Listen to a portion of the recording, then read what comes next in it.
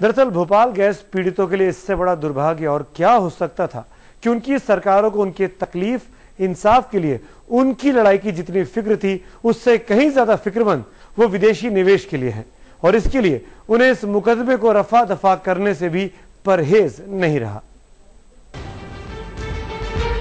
Bhopal gas कांड में केंद्र और राज्य सरकार की भूमिका पर सवाल उठने के बाद कांग्रेस के भीतर ही एक दूसरे पर ठीकरा फोड़ने का सिलसिला शुरू हो गया है।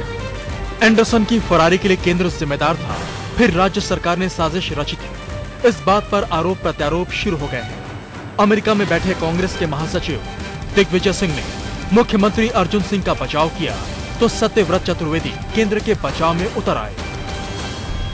घटना भोपाल में घटी, गिरफ्तारी राज्य सरकार ने एंडरसन की करी, उसको जमानत वहां पर मिली उसी दिन और राज्य सरकार के जहाज से उसको दिल्ली भेजा गया, फिर वो अमेरिका चला गया। अब इसमें केंद्र सरकार की भूमिका कहां नजर आ रही है? इसमें प्राथमिक रूप से सारी भूमिका तो राज्य सरकार की दिखाई दे रही है। लेकिन मामला सिर्फ एंडरसन का नहीं है। सवाल यह है कि केंद्र और राज्य सरकारों ने भोपाल गैस कांड के पीड़ितों को इंसाफ दिलाने की बजाय हर बार यूसीसी और भोपाल के दूसरे गुनहगारों का पक्ष क्यों लिया? 1999 में सरकार ने अपने $3.3 बिलियन के मुआवजे के दावे के सिर्फ 15% यानी $470 मिलियन पर यूनियन कार्बाइड से समझौता कर लिया। इतना ही नहीं, मेहरबानी दिखाते हुए यूनियन कार्बाइड को खरीदने वाली डाउ केमिकल को भोपाल कांड की सारी जिम्मेदारियों से मुक्त भी कर दिया गया।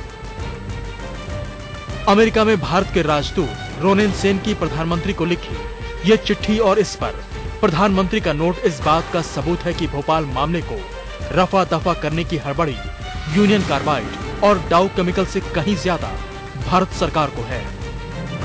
अमेरिका में भारत के राजदूत रोनेन सेन की चिट्ठी का मजमून कुछ यूं है।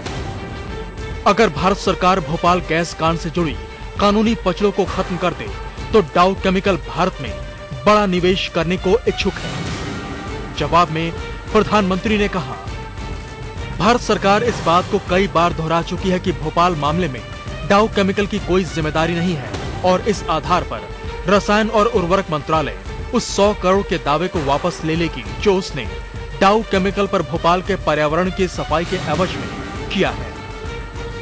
जब डाउ केमिकल को क्लीन चिट देने में सरकार इतनी उतावली हो तो सवाल तो उठेंगे ही। मुझे लगता है सरकार कांग्रेस की इच्छा ये थी कि आरोपी भाग जाए, बचे, और ये कांग्रेस का रवैया आज का नहीं है।